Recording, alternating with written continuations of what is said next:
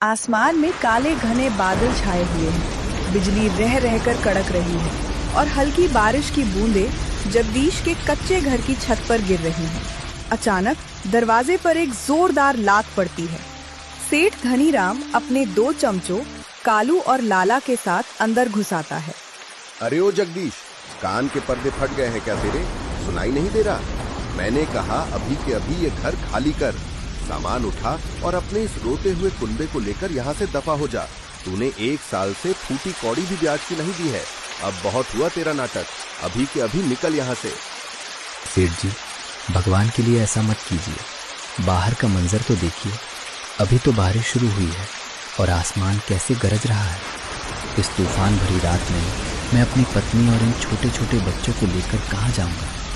हम पर रहम कीजिए मालिक। रहम की बातें मंदिर में जाकर करना जगदीश। मुझे मेरा पैसा चाहिए, या ये जमीन और घर। तूने मेरा पैसा डुबोया है। कालू, लाला, देख क्या रहे हो? इसका सारा कूड़ा कबाड़ उठाओ और बाहर कीचड़ में फेंक दो।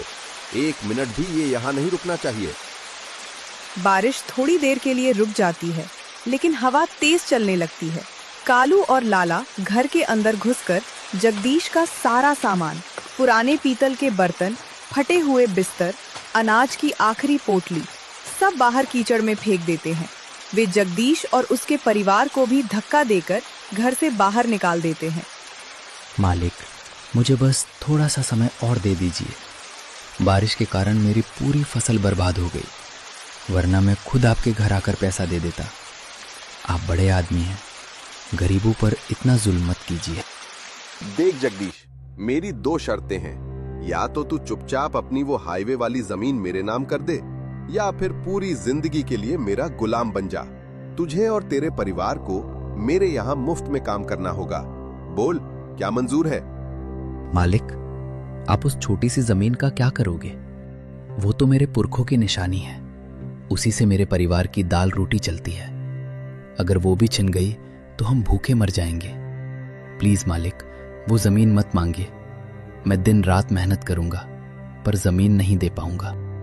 अभी गांव वालों के सामने ज्यादा जबरदस्ती करना ठीक नहीं। कहीं ये सब जगदीश के साथ ना खड़े हो जाएं और मेरा खेल बिगड़ जाए। चल ठीक है जगदीश, आज तो मैं जा रहा हूँ, लेकिन याद रखना, अब तू इस घर का नहीं रहा। अब तू सड़क पर ही सोएगा। लाला, कालू, चलो यहाँ से। सेठ के जाते ही अचानक मूसलाधार बारिश शुरू हो जाती है। जगदीश, राधा और बच्चे भीगते हुए सड़क पर खड़े हैं। राधा, हम यहाँ खड़े रहे तो बच्चों को निमोनिया हो जाएगा। चिंटू का बदन बर्फ की तरह ठंडा पड़ रहा है। चलो गांव वालों से पूछते हैं, कोई तो हमें 1 रात के लिए अपने छप्पर के नीचे जगह देगा। जी चलिए, मुझे बहुत डर लग रहा है। बिजली कितनी जोर से कड़क रही है। वे गांव के पहले घर का दरवाजा खटखटाते हैं। रामू भाई, अरे ओ रामू भाई, दरवाजा खोलिए, हम मुसीबत में हैं। बस आज की रात हमारे बच्चों को अपने घर के कोने में जगह दे दीजिए। बाहर बहुत तेज बारिश है। नहीं जगदीश भाई, सेठ धनीराम ने सबको चेतावनी दी है। जो तुम्हारी मदद करेगा, सेठ उसका भी जीना हराम कर देगा। हमें माफ करो भाई, तुम कहीं और देखो। वे दूसरे घर जाते हैं, तीसरे घर जाते हैं, पर हर कोई सेठ के डर से या तो दरवाजा नहीं खोलता या उन्हें दुत्कार कर भगा देता है। राधा, कोई हमारी मदद नहीं करेगा। सब सेठ के पालतू हो गए हैं। चलो जंगल की तरफ चलते हैं, वहां किसी बड़े पेड़ की छांव में रुक जाएंगे। रात का अंधेरा घना हो चुका है। वे जंगल के रास्ते पर चल रहे हैं। तभी उन्हें एक बहुत बड़ा बरगद का पेड़ दिखता है। वे उसके नीचे जाकर खड़े हो जाते हैं। जी, हमें बच्चों को किसी भी तरह बचाना होगा। बारिश तो रुकने का नाम ही नहीं ले रही। मीना और चिंटू भूख और ठंड से बेहाल हो रहे हैं। हाँ राधा, मैं भी इसी चिंता में। तुम यहीं बच्चों के साथ रुको, मैं जंगल के अंदर थोड़ा और जाता हूँ। वहां से कुछ बड़े पत्ते, लकड़ियाँ और बांस ढूंढ कर लाता हूँ। मैं यहाँ पेड़ के नीचे ही एक छोटा सा ढांचा बना दूंगा और ऊपर पत्ते लगा दूंगा, ताकि हम सूखे में रह सकें। जी, आप जल्दी आना। इस अंधेरे जंगल में अजीब अजीब आवाजें आ रही हैं। मुझे बहुत घबराहट हो रही है। तू हिम्मत मत हार राधा, मैं बस अभी कुछ लेकर आया। बच्चों का ध्यान रखना। जगदीश जंगल के गहरे अंधेरे में चला जाता है। काफी देर हो जाती है, 1 घंटा 2 घंटे। बारिश थोड़ी कम होती है, पर जगदीश वापस नहीं आता। राधा का दिल बैठने लगता है। माँ, बापू कहाँ गए? मुझे बहुत भूख लगी है और डर भी लग रहा है। बस अभी आएंगे बेटा, वो तुम्हारे लिए छत बनाने का सामान लाने गए हैं। तू आंखें बंद करके सो जा। माँ, बापू को जंगली जानवर तो नहीं खा गए? कुछ नहीं होगा बेटा, तुम दोनों सो जाओ। बापू बहादुर हैं, वो अभी आ जाएंगे। पूरी रात राधा एक पल के लिए भी नहीं सोई। उसकी आंखें जंगल के उस रास्ते पर टिकी थी जहाँ से जगदीश गए थे। सुबह हो गई, सूरज निकल आया, लेकिन जगदीश का कोई पता नहीं था। सुबह होते ही दोनों बच्चे सोकर उठ जाते हैं। राधा की हालत भी खराब है। उसे जगदीश की चिंता खाए जा रही है। माँ, अब तो सुबह हो गई, बापू अभी तक नहीं आए। हमें बहुत तेज भूख लगी है। क्या बापू हमें यहाँ अकेला छोड़ दे? नहीं बेटा, बापू कभी हमें नहीं छोड़ेंगे। शायद रात को रास्ता भटक गए होंगे। तुम डरो मत, माँ साथ है। चलो पहले कुछ खाने का इंतजाम करते हैं, फिर बापू को ढूंढेंगे। राधा बच्चों को लेकर जंगल के किनारे बसे एक छोटे से गांव में पहुंचती है। वहां एक साफ सुथरा घर था। राधा उस घर के सामने खड़ी होकर दरवाजा खटखटाती है। एक बुजुर्ग अम्मा दरवाजा खोलती हैं। कौन हो तुम बेटी? और ये छोटे छोटे बच्चे इतने बदहाल क्यों हैं? इनके कपड़े तो भीगे हुए हैं। अम्मा, मेरा नाम राधा है। हम बहुत बड़ी मुसीबत में हैं। क्या मुझे आज के लिए यहाँ कुछ काम मिल सकता है? मेरे बच्चे कल से भूखे हैं। उन्हें खिलाने के लिए मेरे पास एक पैसा भी नहीं है। मैं आपके घर का सारा काम कर दूंगी, बस बच्चों को खाना दे दीजिए। अरे बेटी, तू पागल है क्या? काम की बात बाद में करना, पहले तू और ये बच्चे अंदर आओ। मेरा बेटा शहर में काम करता है, यहाँ घर में सब कुछ है, तू फिक्र मत कर। अम्मा उन्हें गरम गरम खाना खिलाती है। बच्चे भूख के कारण जल्दी जल्दी खाने लगते हैं। अम्मा राधा के पास आकर बैठती है। बेटी, तू इतनी उदास और घबराई हुई क्यों है? तुझे देखकर लगता है जैसे तू किसी बड़े तूफान से गुजर कर आ रही है। क्या बात है बेटी? मुझे अपना समझकर बता। नहीं नहीं अम्मा, कुछ नहीं, बस बच्चों की ही टेंशन थी। हम बस थोड़ा भटक गए थे। राधा अपनी आंखों में आंसू छिपा लेती है।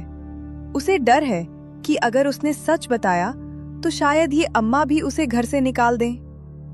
अम्मा उन्हें विदा करते समय एक झोले में कुछ फल और अनाज भी देती है। ये ले बेटी, ये फल बच्चों को रास्ते में खिला देना और हिम्मत मत हारना, ऊपर वाला सब ठीक करेगा। राधा अम्मा का शुक्रिया अदा करके वापस जंगल की ओर मुड़ती है, जहाँ उसे अब अकेले ही अपनी दुनिया बसानी थी और जगदीश को ढूंढना था। वह चारों तरफ देखती है। कीचड़, जंगली जानवरों के पैरों के निशान और रुक रुक कर हो रही बारिश उसे डरा रही थी। नहीं, मैं ऐसे हाथ पर हाथ धरकर नहीं बैठ सकती। जगदीश जी का कुछ पता नहीं है और इन मासूम बच्चों को मैं इस जमीन पर असुरक्षित नहीं छोड़ सकती। कभी भी कोई जानवर हमला कर सकता है या सेठ के गुर्गे हमें उठा ले जा सकते हैं। तभी राधा की नजर पास ही बह रही एक चौड़ी नदी पर पड़ती है, जिसके बीचों बीच एक विशाल और बहुत पुराना बरगद का पेड़ खड़ा था। वो पेड़, अगर मैं उस नदी के बीच वाले पेड़ पर घर बना लूं, तो हम सब सुरक्षित रहेंगे।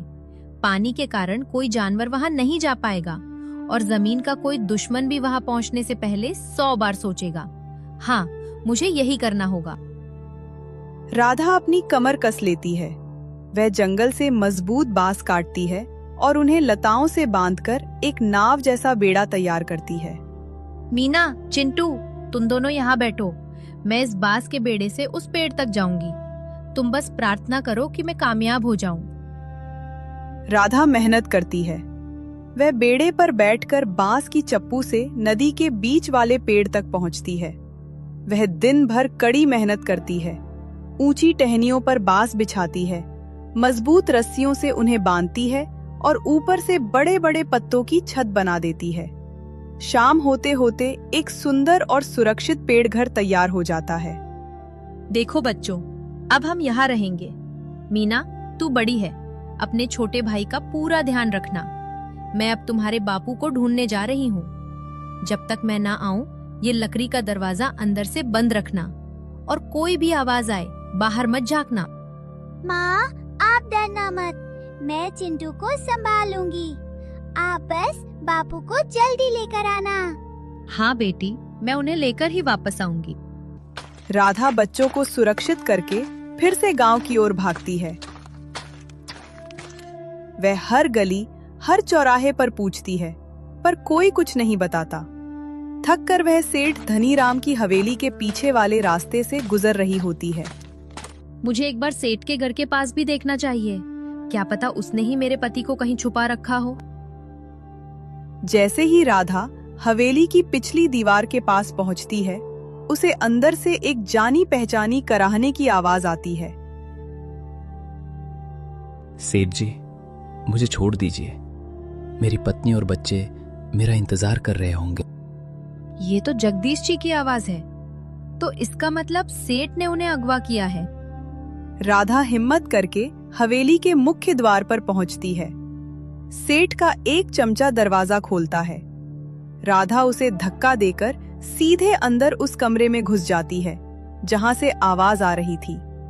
कमरे के अंदर जगदीश नीचे फर्श पर बैठा है, उसके हाथ जुड़े हुए हैं। सामने सेठ धनीराम एक बड़ी आलीशान कुर्सी पर बैठा है।